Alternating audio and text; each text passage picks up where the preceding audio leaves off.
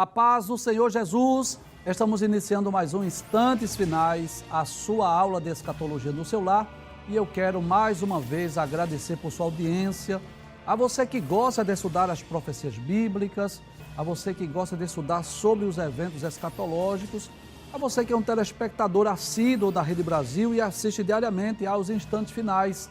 Que Deus te abençoe, que as bênçãos de Deus continuem sendo derramadas sobre a sua vida e sobre a sua família. Seja muito bem-vindo aos Instantes Finais.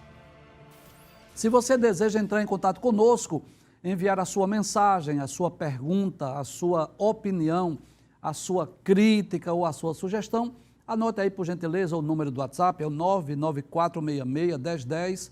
Nós teremos o maior prazer de responder a sua pergunta e também de saber qual é a sua opinião sobre os Instantes Finais.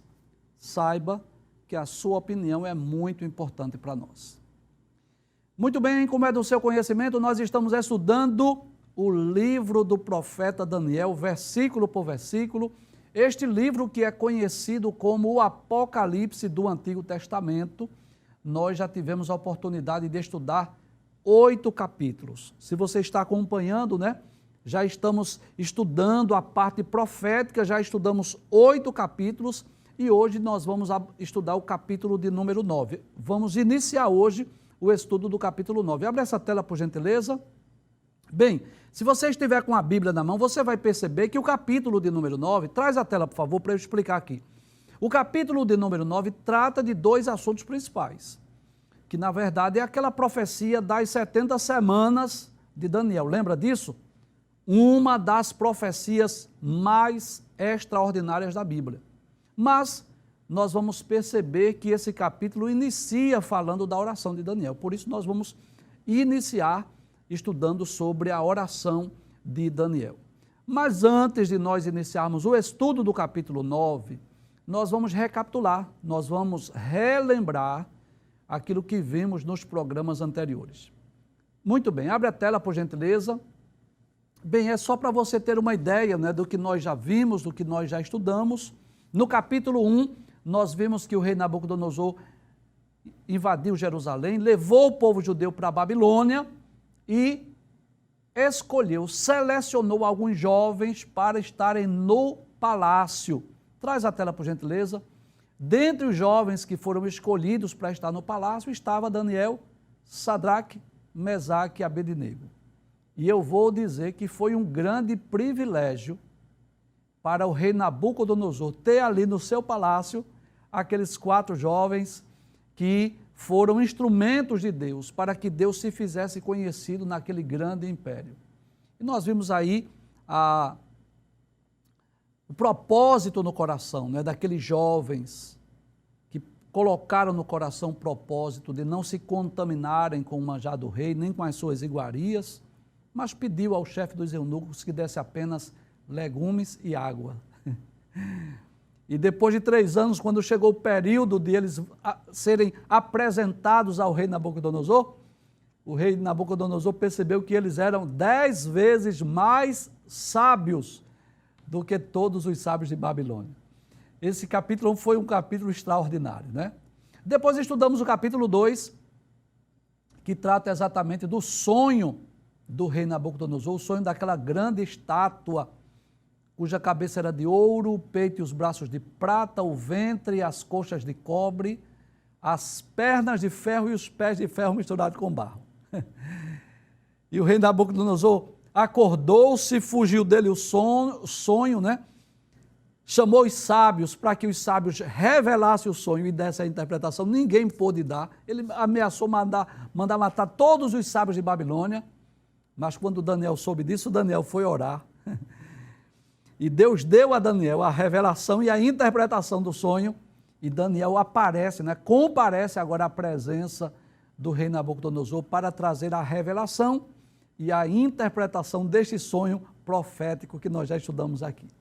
No capítulo 3, foi a ocasião que o rei Nabucodonosor mandou erguer uma estátua lá no campo de Dura, uma estátua de mais ou menos 30 metros de altura, mais ou menos 3 metros de largura, e o rei Nabucodonosor deu uma ordem que quando se ouvisse o som dos instrumentos, todos deveriam se curvar, deveriam se prostrar, mas Sadraque, Mesaque e Abednego não se curvaram, não se prostraram, foram denunciados.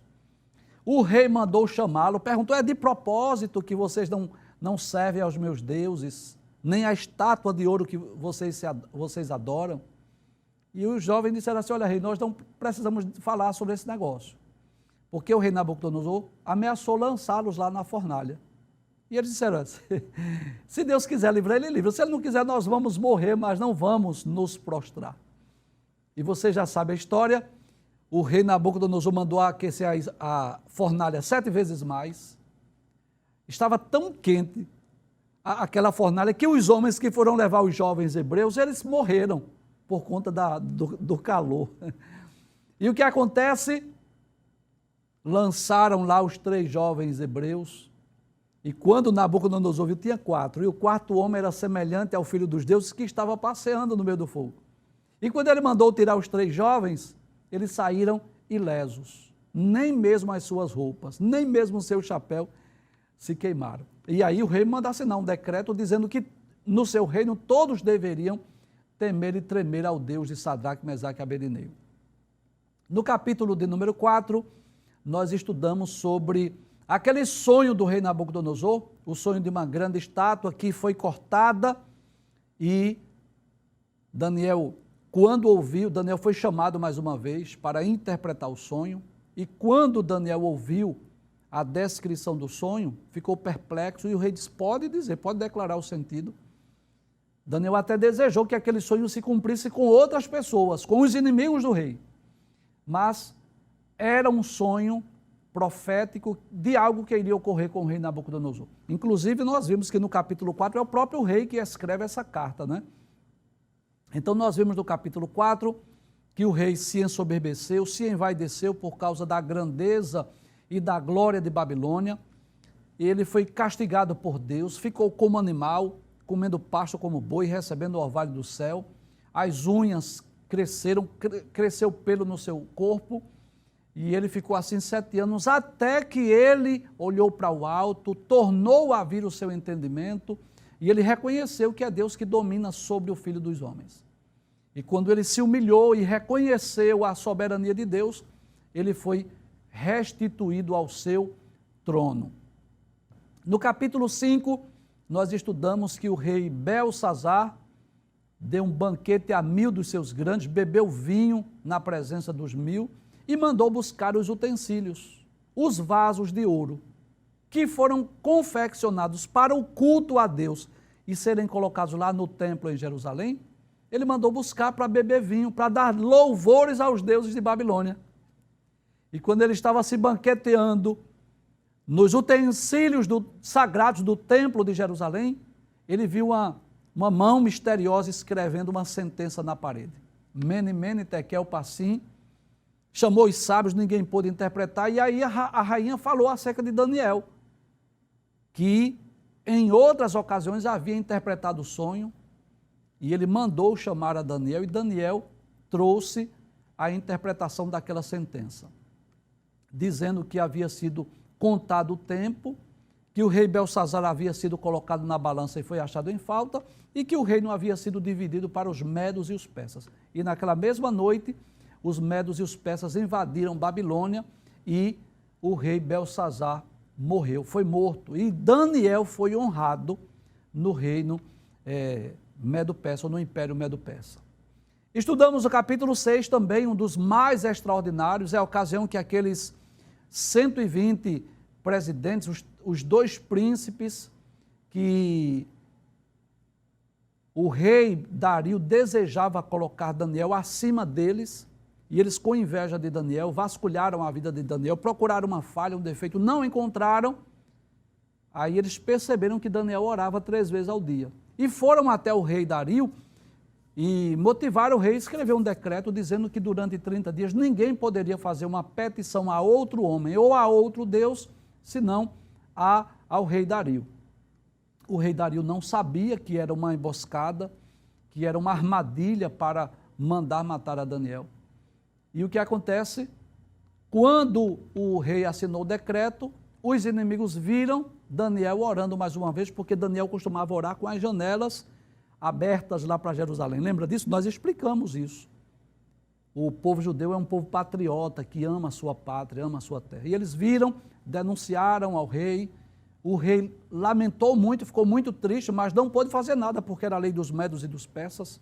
Mandou lançar Daniel na cova dos leões, colocaram uma tampa lá naquela cova para que Daniel não fugisse, não escapasse, para que não houvesse saída para ele. Mas o rei deu uma palavra de incentivo. O rei disse a Daniel: o teu Deus, ele vai te livrar. E o rei passou a noite em claro, teve insônia, não dormiu, não quis música, não quis festa, não quis nada para demonstrar alegria naquela noite. E pela manhã, logo cedo, o rei foi lá, mandou tirar a tampa daquela cova e gritou: Daniel, dá-se-ia o caso em que o Deus a quem tu constantemente serves poderia ter te livrado? E Daniel lá da cova disse assim: ó rei, vive para sempre. O meu Deus enviou o seu anjo e me livrou dos leões. E nós vimos, não foi que Deus mandou, mas foi uma atitude do rei Dario, que ele mandou lançar na cova dos leões os inimigos de Daniel, os príncipes, os presidentes, inclusive suas mulheres, seus filhos, que foram lançados. E à medida que eles nem caíram na cova, já foram sendo estraçalhados pelos leões famintos. E estudamos também o capítulo de número 7, este capítulo dos animais simbólicos, que eu acredito que você já é capaz de explicar, não é? Acredito que você já é capaz de explicar. Abre a tela mais uma vez para os irmãos verem aí o capítulo 7 aí, as visões de Daniel. E você sabe, existe uma linha aí divisória. Os 6 primeiros capítulos são capítulos históricos, os de 1 a 6, né? E dos 7 a 12 são capítulos proféticos. Pode trazer a tela. Então, no capítulo 7 é Daniel que tem os sonhos, e ele sonha com esses 4 animais: o leão com asas de águia, o urso com 3 costelas entre os dentes, o leopardo com 4 cabeças e 4 asas, e o animal terrível, espantoso e muito forte, que tinha 10 pontas ou 10 chifres. Nós já explicamos que esses animais falam de impérios, grandes impérios. O leão representa a Babilônia, o urso representa o Império Medo-Persa, o leopardo representa o Império Grego, e o animal terrível, espantoso e muito forte representa Roma, e os chifres representam o governo do anticristo. Estudamos também o capítulo de número 8, que foi aquela visão do carneiro e do bode. Mas nós percebemos que esse capítulo ele é complexo, né? Os 8 primeiros versículos nem tanto, porque dos versículos 1 a 4 vai falar do carneiro, dos versículos 5 a 8 vai falar do bode, nem tanto. Mas depois, né, nós percebemos que há uma complexidade no capítulo 8, porque aquele bode que tem uma ponta grande, que foi quebrada, que surgiram 4, e dessas 4 surge uma ponta pequena. Nós vimos aí que essa profecia falava não só do Império Medo-Persa, representado aí pelo carneiro com 2 pontas, e não só do Império Grego, representado pelo bode peludo, mas até de governos futuros, como o governo de Antíoco Epifânio, que já se cumpriu no passado, e também o governo do anticristo, que é futuro, profético e é escatológico. Hoje, nós vamos dar início ao estudo do capítulo de número 9, que o tema principal deste capítulo é... Traz a tela, por favor, ainda não vou explicar o versículo 1. Muito bem. O tema principal é as 70 semanas de Daniel. Inclusive, volta a tela dos 12 capítulos, por gentileza. Abre essa tela, por favor. Então, se você perceber aí, você vai observar que no capítulo de número 9, o tema central é esse: as 70 semanas de Daniel, ou, melhor explicando, a profecia, pode trazer a tela, das 70 semanas. Pode trazer a tela. Mas observe algo interessante. A profecia das 70 semanas, na verdade, está só nos versículos 24 a 27. Então, nós vamos perceber que esse capítulo 9 inicia com a oração de Daniel. É por isso que nós vamos tratar primeiro deste tema que fala sobre a oração de Daniel. Deixa eu falar algo aqui nessa câmera que eu considero muito importante. Você vai perceber na sua Bíblia que os primeiros versículos desse capítulo trata da oração de Daniel. Então, se nós estivéssemos estudando apenas a parte profética do livro, eu sou sincero a vocês, eu vou abrir o meu coração aqui. Se nós estivéssemos estudando só as profecias de Daniel, não havia nem necessidade de nós estudarmos esses primeiros 20 versículos, não havia necessidade. Mas nós assumimos o compromisso de explicarmos o livro de Daniel, versículo por versículo. E é por isso que nós estamos estudando não só a parte profética, mas a parte histórica. Lembra dos 6 primeiros capítulos que nós estudamos? Então, os 6 primeiros capítulos, embora não tenha muito conteúdo profético, mas nós estudamos, e eu quero crer que o Espírito Santo de Deus esteve falando ao seu coração como esteve falando ao meu coração. Embora que nós já tenhamos lido e estudado este livro em outras ocasiões, mas à medida que nós vamos relendo, estudando, nós vamos descobrindo coisas novas. Porque a Bíblia ela é simplesmente um livro inesgotável, Então é por essa razão que nós não vamos estudar somente os versículos 24 a 27 do capítulo 9, que trata do assunto mais importante deste capítulo, que é a profecia das 70 semanas, que eu torno a dizer uma das profecias mais extraordinárias da Bíblia, e você vai entender por isso. Existem períodos de cumprimento específico que são determinados por Deus, o que não é muito comum nas profecias. Mas nessa oração de Daniel, nesses primeiros 20 versículos aproximadamente, nós vamos extrair muitas lições para as nossas vidas. Há muitos detalhes, há muitas informações nesta oração de Daniel que nós podemos conhecer não só as palavras da oração de Daniel, mas também o contexto histórico. E na medida do possível, nós vamos estudar, nós vamos estar lendo vários textos. Eu quero lhe convidar para você estar com a sua Bíblia, lendo os textos, lendo as referências, para nós estarmos aprendendo sobre muitos temas e muitas lições que podemos extrair desta oração de Daniel. Então, vamos dar início, capítulo de número 9, versículo 1, pode abrir a tela por gentileza. Olha o que o texto diz: no primeiro ano de Dario, filho de Assuero. Pode trazer a tela, já daqui a pouco eu dou continuidade. Então você vai perceber que Dario foi aquele rei que sucedeu a Babilônia. Foi ele que sucedeu, por exemplo, o rei Belsazar. Isso era mais ou menos o ano 538 a.C. Então você vai perceber, no próprio livro de Daniel, no capítulo de número 5, versículo de número 31, só para relembrar, o capítulo 5 é aquele capítulo que fala do rei Belsazar. Aquela sentença escrita na parede. Aquela ocasião que o rei Belsazar profanou os utensílios da casa de Deus.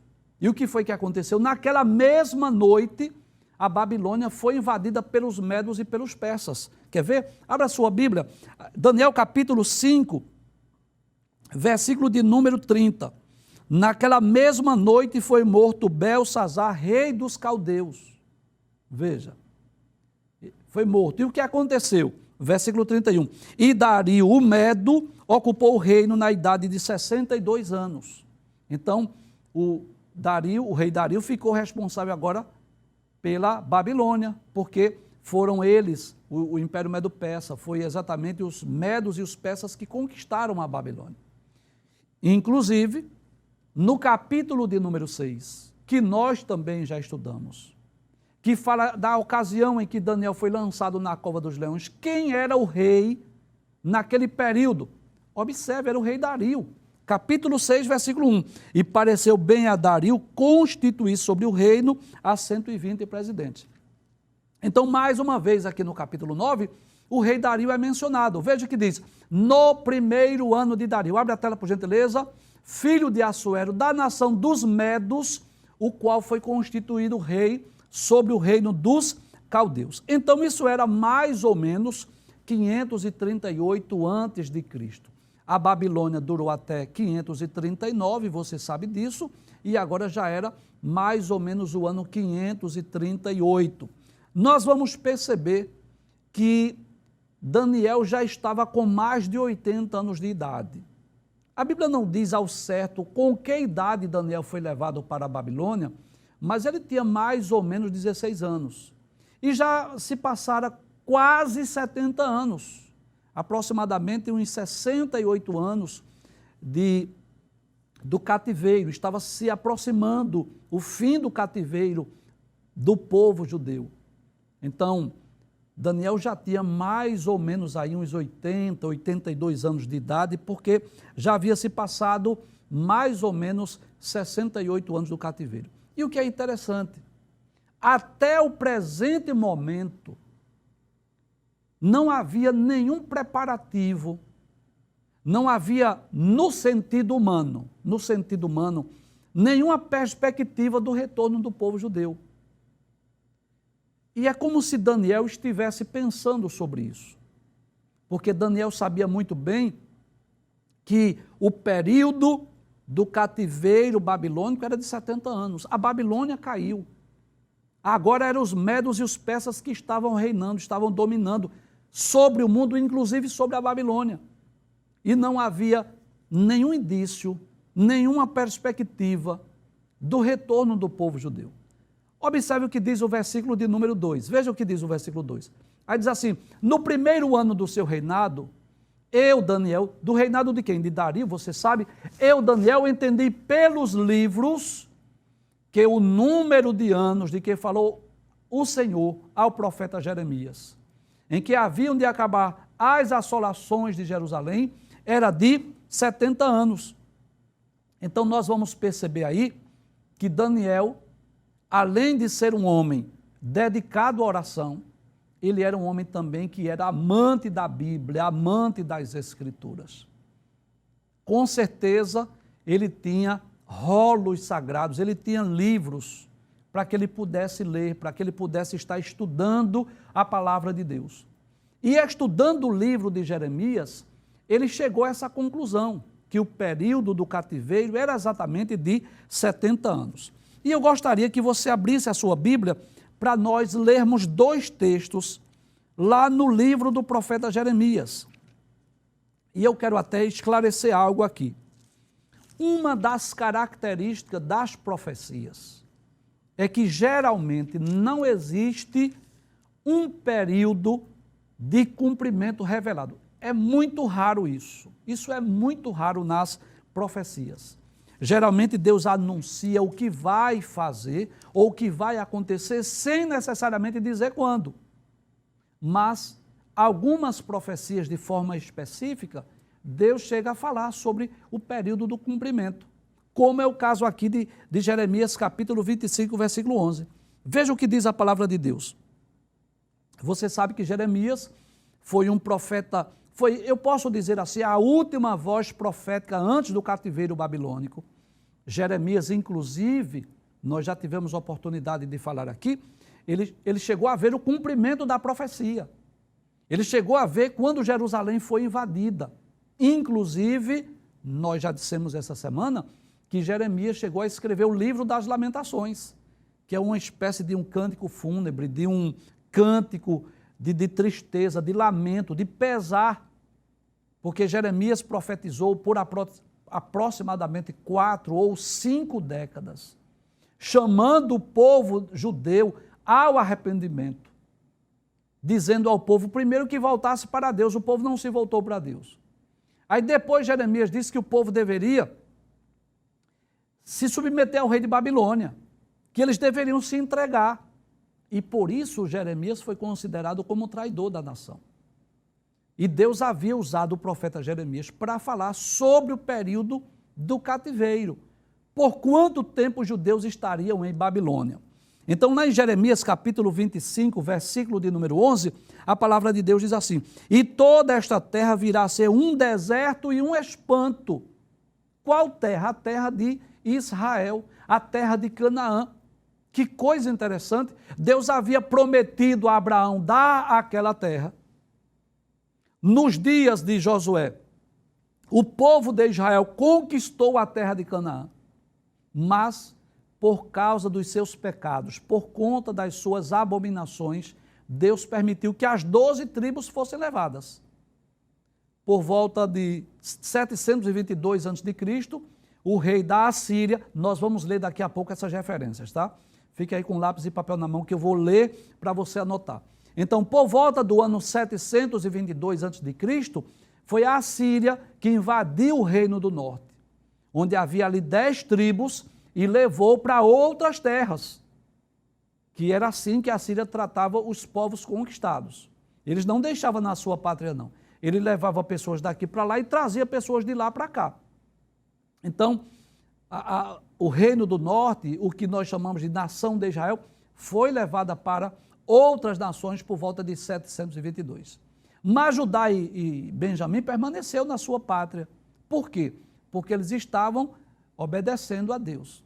Mas, mais ou menos um século depois, por volta do ano 600, mais ou menos, 606, foi a vez de Judá ir para o cativeiro. Só que, diferente da Síria, a Babilônia não espalhava o povo para outras nações. O que era que a Babilônia fazia? Trazia para a sua pátria, para a sua terra. O que foi que Nabucodonosor fez? Trouxe o povo judeu para a Babilônia, inclusive uma das levas, mais de 10 mil judeus, e nessas levas foi Daniel, foi Sadraque, Mesaque, Abednego, foi também o profeta Ezequiel e outros judeus. Mas Deus havia dito através do profeta Jeremias que esta terra virá a ser um deserto e um espanto. Qual terra? A terra de Israel, por conta do cativeiro babilônico. Aí diz, e estas nações servirão ao rei da Babilônia 70 anos. Então era uma espécie de mão de obra barata. Percebeu isso? Que Daniel, Sadraque, Mesaque e Abednego foram trabalhar no palácio? Mão de obra barata, eram escravos. Então, era assim que a Babilônia tratava os povos conquistados por ela. Ainda no capítulo de número 29, versículo de número 10, diz assim, ainda é a carta de Jeremias aos cativos de Babilônia. Diz assim, porque assim diz o Senhor, certamente que passados 70 anos na Babilônia, vos visitarei e cumprirei sobre vós a minha boa palavra, tornando-vos a trazer a este lugar. Então, Deus já havia predito, através do profeta Jeremias, primeiro, que o povo iria. Segundo, que o povo estaria lá em Babilônia por 70 anos. Terceiro, que após os 70 anos, Deus iria trazê-los de volta. Então, agora vamos pensar em Daniel. Então, Daniel é levado para a Babilônia, ainda jovem, mais ou menos com 16 anos de idade, e ele já foi levado sabendo disso, porque a profecia de Jeremias já estava escrita. Já foi levado sabendo disso. O povo judeu vai passar lá ao menos 70 anos. Então, quando passou-se mais ou menos 67 anos deste cativeiro, aí os medos e os persas conquistam a Babilônia. No ano seguinte, que era o primeiro ano de Dario, o que acontece? Aí Daniel vai ler o livro.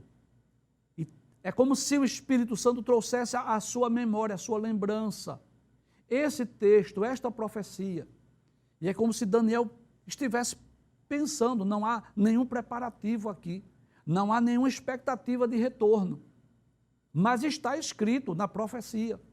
E o que é que Daniel vai fazer? Daniel vai orar, vai buscar a Deus em oração. Deixa eu reler o versículo de número 2 mais uma vez. Aí diz, no ano primeiro do seu reinado, o reinado de quem? De Dario, eu, Daniel, entendi pelos livros. Quais livros? Os livros santos, os livros sagrados, os rolos sagrados. Está aí, não é como que uma imagem de Daniel lendo, aí é claro que isso é uma foto meramente ilustrativa, uma imagem ilustrativa, mas é como se Daniel estivesse lendo as profecias. Então Daniel era um homem dedicado não só à oração, mas dedicado ao estudo, à leitura da Bíblia. Era um homem que procurava conhecer, estudar a palavra de Deus, ler diariamente, né? Meditar nas Escrituras Sagradas, estudar a palavra de Deus. Eu quero louvar a Deus pela vida dos nossos alunos aqui dos Instantes Finais, que estão aprendendo também, estão lendo as profecias. Que através do estudo das profecias, nós podemos saber o que Deus vai fazer no amanhã, através das profecias bíblicas. Volta ao texto mais uma vez. Então Daniel estava lendo, entendi pelos livros que é o número de anos de que falou o Senhor ao profeta Jeremias, em que haviam de acabar as assolações de Jerusalém, era de 70 anos. E eu quero crer, eu desejo um dia estar lá com Daniel, conversando com ele, tirar algumas dúvidas. E eu vou pedir para ele explicar, mas acredito que, lendo esta profecia, sabendo que estava se aproximando os 70 anos, é como se reacendesse no coração daquele servo de Deus, claro, já idoso, mas é como se reacendesse aquele desejo, né, de voltar à sua pátria, do povo judeu voltar a Jerusalém, de reerguer o templo lá em Jerusalém. E o que é que Daniel vai fazer? Sabendo, primeiro, que havia uma profecia. Segundo, que estava se aproximando o tempo do cumprimento. O que é que ele vai fazer? Ele vai orar, vai buscar a Deus em oração. E Daniel está nos ensinando algo importante.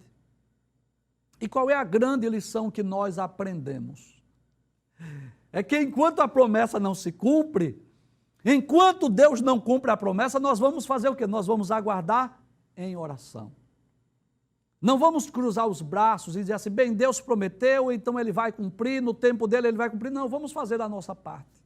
Vamos orar, vamos buscar a Deus em oração. Enquanto a promessa não cumpre, nós esperamos o cumprimento em oração. E depois que Deus cumprir, nós vamos continuar orando para agradecer o cumprimento da promessa, né?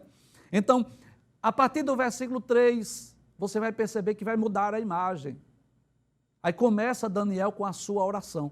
Pode passar o versículo 3, né? Observe que agora o rolo do livro já está fechado. Que coisa interessante.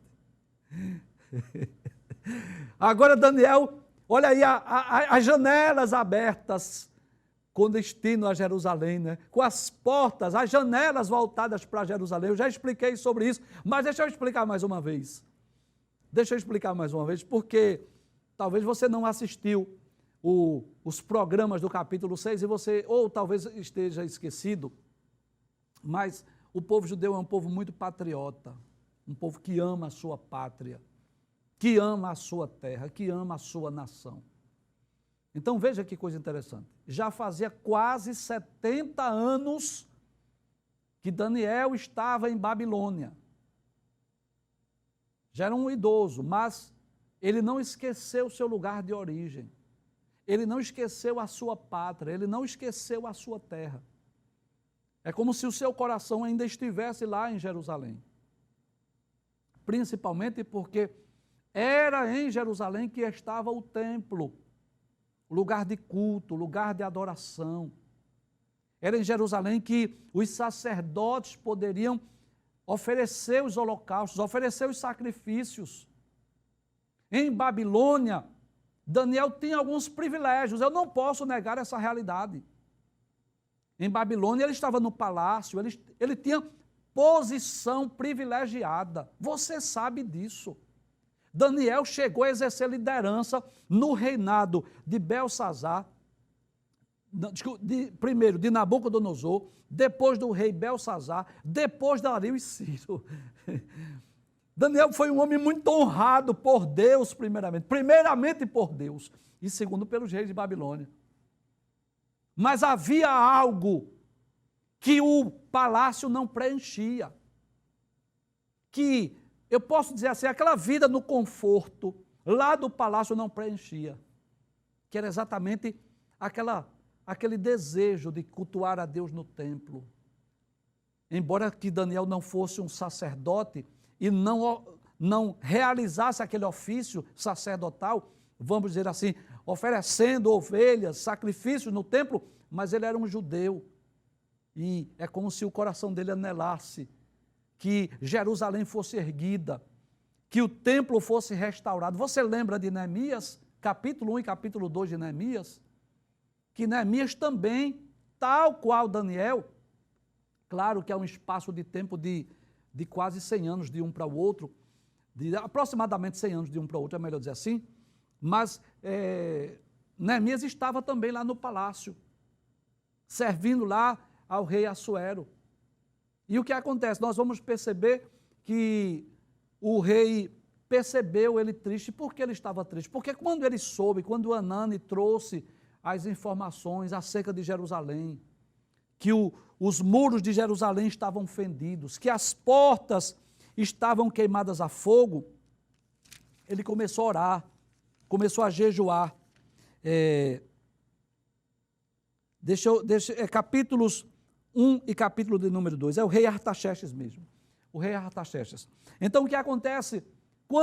Quando Neemias soube que os muros de Jerusalém estavam fendidos, que as portas estavam queimadas a fogo, ele começou a lamentar, orar, chorar, buscar a Deus com jejum, com choro, com pranto. E por quê? Porque o coração dele também estava lá em Jerusalém. Estava lá, ele chega a dizer assim, a cidade do sepulcro dos meus pais. Então, isso é uma característica do povo judeu. É por isso que nessa imagem aí do capítulo 3 em diante, você vai perceber Daniel orando, e é como se essa janela estivesse aberta lá para as bandas de Jerusalém. Abre a tela, por gentileza, capítulo 9, versículo 3. Aí diz assim, e eu dirigi o meu rosto ao Senhor Deus. Você sabe disso, né? Que Daniel era um homem de oração, para o buscar com oração, e rogos, e jejum, e pano de saco e cinza. Então você sabe, nós já estudamos o capítulo 6, e lá em Daniel capítulo 6, versículo 10, que é um dos principais textos desse livro, diz assim, Daniel, pois, quando soube que a escritura estava assinada, entrou em sua casa. Ora, havia no seu quarto janelas abertas para as bandas de Jerusalém. E 3 vezes no dia se punha de joelhos e orava e dava graças diante do seu Deus, como também antes costumava fazer. Então Daniel era um homem de oração. Então, ele já tinha o hábito de orar, já tinha o costume de orar 3 vezes ao dia. E agora, diante da leitura do livro, diante da leitura dos rolos sagrados, quando ele lê o livro de Jeremias, e ele entende, é como se ele pensasse, o período do cativeiro é 70 anos, nós já estamos nos aproximando, eu não estou vendo nenhum preparativo, o que é que eu vou fazer? Eu vou fazer aqui uma longínqua oração. E o que é que o texto nos ensina? Que ele orou, abre o texto, eu dirigi o meu rosto ao Senhor Deus. Observe que a oração dele, primeiro é dirigida ao Deus Todo-Poderoso, né? Primeiro ele dirige a sua oração, é direcionada ao Senhor Deus o Todo-Poderoso. Ele diz para buscar com oração. O que é oração? Oração é diálogo com Deus. Traz a tela, por gentileza.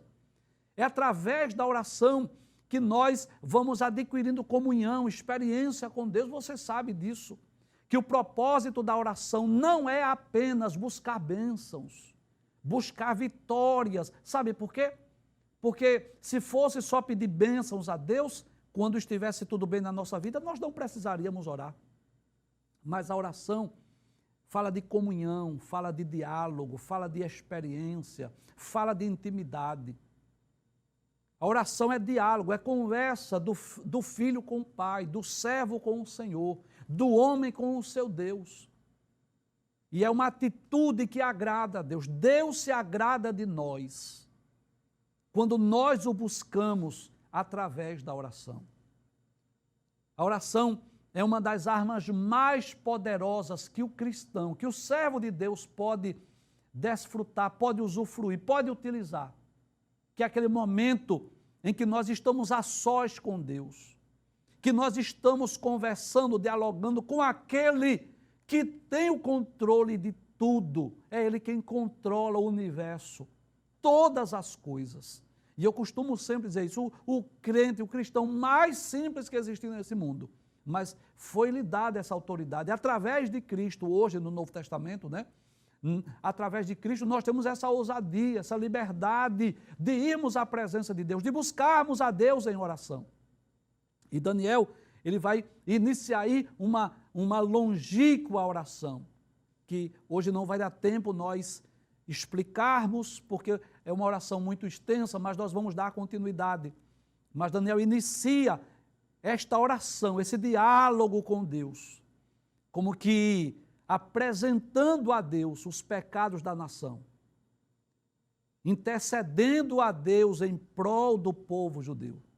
E se Deus permitir, no próximo programa nós vamos dar continuidade a esta oração de Daniel.